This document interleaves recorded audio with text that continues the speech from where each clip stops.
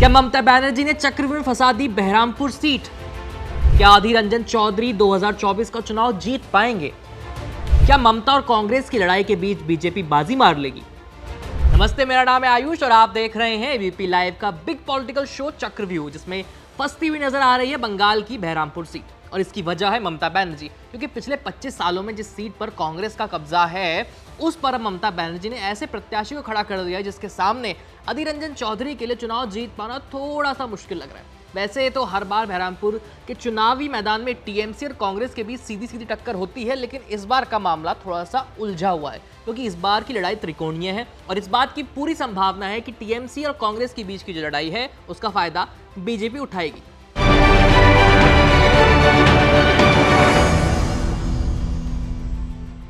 बहरामपुर के राजनीतिक समीकरण को समझने के लिए सीट के इतिहास को जानना और यहाँ के वोटर को जानना बेहद जरूरी है।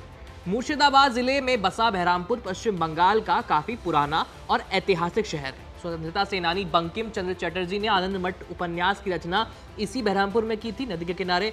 और आज़ादी के आंदोलन के दौरान आनंद मठ ने सेनानियों को काफ़ी प्रेरित भी किया था, जिस वजह से अंग्रेजों ने इस उपन्यास को बैन कर दिया था। बात करें आज के बहरामपुर की, तो भागीरथी नदी के किनारे बसे शहर की कुल आबादी है करीब 22 लाख। इसमें से करीब 82% आबादी गाँव में रहती है और 18% आबादी शहर में। इन 22 लाख लोगों में से करीब 53% मुस्लिम हैं और 45% हिंदू आबादी। यहाँ करीब 17.5 लाख मतदाता हैं, जबकि 2392 पोलिंग बूथ हैं। बहरामपुर में 1952 से लोकसभा चुनाव हो रहे हैं। ये सीट कभी वामपंथी पार्टियों का गढ़ हुआ करती थी। 1952 से 1980 तक लगातार 28 सालों तक यहाँ पर रेवोल्यूशनरी सोशलिस्ट पार्टी के त्रिदीप चौधरी चुनाव जीतते रहे, लेकिन 1984 में कांग्रेस ने बाजी मार ली। इसके बाद 1989 और 1998 तक फिर से रेवोल्यूशनरी पार्टी को जीत हासिल हुई, लेकिन 1999 में पासा पलट गया, क्योंकि 1999 में अधीर रंजन चौधरी ने कांग्रेस के टिकट पर यहां से चुनाव जीता और तब से अब तक पिछले 25 सालों में वही यहां से चुनाव जीत रहे हैं। लेकिन 2024 में अधीर रंजन के चुनाव का जीतना थोड़ा सा मुश्किल हो गया है, क्योंकि इस बार ममता बनर्जी ने बहरामपुर से फेमस क्रिकेटर यूसुफ पठान को अपना लोकसभा प्रत्याशी बना दिया है। ममता ने काफी सोच समझकर यूसुफ पठान पर दांव लगाया है। इसके पीछे मुख्य रूप से 2 वजह है। पहली तो ये कि यूसुफ पठान सेलिब्रिटी हैं और दूसरी ये कि बहरामपुर में 53% वोटर मुसलमान हैं। जाहिर सी बात है कि यूसुफ पठान जैसे चेहरे के मैदान में होने से अच्छी खासी मुस्लिम आबादी का वोट टीएमसी को मिलेगा, जिस वजह से अधीर रंजन की जीत थोड़ी सी मुश्किल हो जाएगी। ऐसा इसलिए भी क्योंकि कांग्रेस और टीएमसी का वोट बैंक लगभग एक ही है। वहीं बीजेपी ने डॉक्टर निर्मल कुमार साहा को अपना प्रत्याशी बनाया है। अगर हम आंकड़ों पर गौर करें तो अधीर रंजन चौधरी की जीत इसलिए भी मुश्किल लग रही है क्योंकि पिछले कुछ समय से अधीर रंजन चौधरी की जीत का मार्जिन थोड़ा सा कम हुआ है और इसके आंकड़े आपकी स्क्रीन पर है। साल 1999 में अधीर रंजन चौधरी ने तृणमूल कांग्रेस के प्रथमेश मुखर्जी को 96,000 वोटों से हराया। साल 2004 में अधीर रंजन ने तृणमूल कांग्रेस के प्रथमेश मुखर्जी को फिर से 1 लाख वोटों से हराया। साल 2009 में अधीर रंजन ने फिर से प्रथमेश मुखर्जी को 2 लाख वोटों से हरा दिया। इसके बाद साल 2014 में अधीर रंजन चौधरी ने तृणमूल कांग्रेस के उम्मीदवार इंद्रनील सेन को 1.5 लाख वोटों से हराया। साल 2019 के आंकड़ों पर गौर कीजिएगा। साल 2019 में अधीर रंजन चौधरी ने तृणमूल कांग्रेस के उम्मीदवार अपूर्व सरकार को 80,000 से ज्यादा वोटों से हराया, यानी कि 2014 में जहां अधीर रंजन 30% वोटों के अंतर से जीते थे, वहीं 2019 में ये मार्जिन घटकर महज 6% रह गया। अगर बात करें बहरामपुर सीट के मतदाताओं की, तो इस बार अधीर रंजन के वोटर भी थोड़ा सा नाराज लग रहे हैं, खास करके युवा वोटर। इसकी वजह है कोरोना। बहरामपुर के मतदाताओं का आरोप है कि कोरोना के समय में अधीर रंजन चौधरी उनसे मिलने नहीं आए, बल्कि दिल्ली में ही रहे, जिस वजह से मुस्लिम युवा दादा से खफा हो गए हैं और उनका झुकाव यूसुफ पठान की तरफ है। लेकिन यूसुफ के लिए भी ये चुनाव थोड़ा आसान नहीं होने वाला है। यूसुफ पठान क्रिकेट के मैदान पर गेंदबाजों की कई सालों से धुनाई करते आ रहे हैं, लेकिन बात जब पॉलिटिक्स की आती है तो उनका यहाँ कुछ खास अनुभव है नहीं, या यूं कहें कि उनका राजनीति में बिल्कुल भी अनुभव नहीं है। यही वजह है कि पुरानी पीढ़ी के मुसलमान अभी भी अधीर रंजन चौधरी को ही पसंद करते हैं। लेकिन एक बात तो है कि अधीर रंजन चौधरी के बयानों से ये तो साफ झलक रहा है कि यूसुफ पठान उनके वोट बैंक को नुकसान पहुंचाने वाले हैं।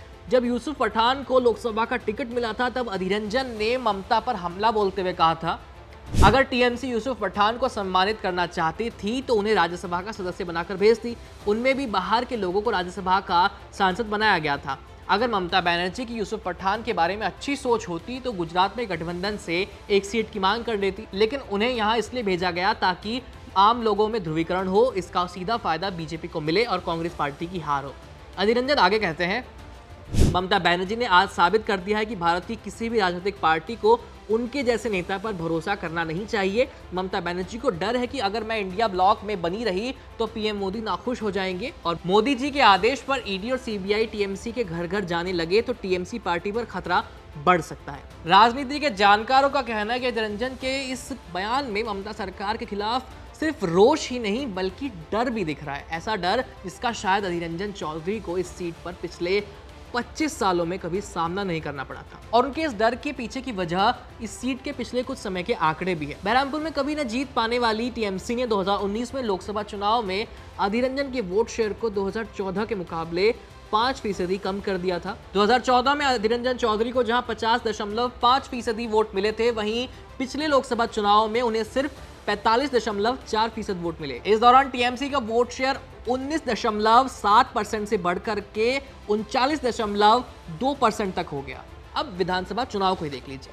बहरामपुर लोकसभा क्षेत्र के तहत 7 विधानसभा सीटें आती हैं। साल 2016 के विधानसभा चुनाव में कांग्रेस ने सभी सीटों पर जीत हासिल की थी। इस दौरान कांग्रेस को इन सीटों पर 45.9% वोट शेयर मिला था, जबकि टीएमसी का वोट शेयर था 24.9। लेकिन साल 2021 के विधानसभा चुनाव के नतीजों ने कांग्रेस की नींद उड़ा दी। पार्टी को सभी 7 सीटों पर हार का सामना करना पड़ा। 6 सीट टीएमसी के खाते में और 1 सीट बीजेपी को मिली। वोट शेयर की बात करें तो टीएमसी को इन क्षेत्रों में 50.1% वोट मिला, जबकि बीजेपी को 31.6% वोट। बात करें कांग्रेस के वोट शेयर की तो ये पार्टी सिमट गई केवल 15% वोट पर ही। रही बात बीजेपी की तो उन्होंने मैदान में एक सर्जन को टिकट दिया है, जहां टीएमसी और कांग्रेस के प्रत्याशी 52% मुस्लिम आबादी का वोट हासिल करने में पूरा जोर लगा रहे हैं।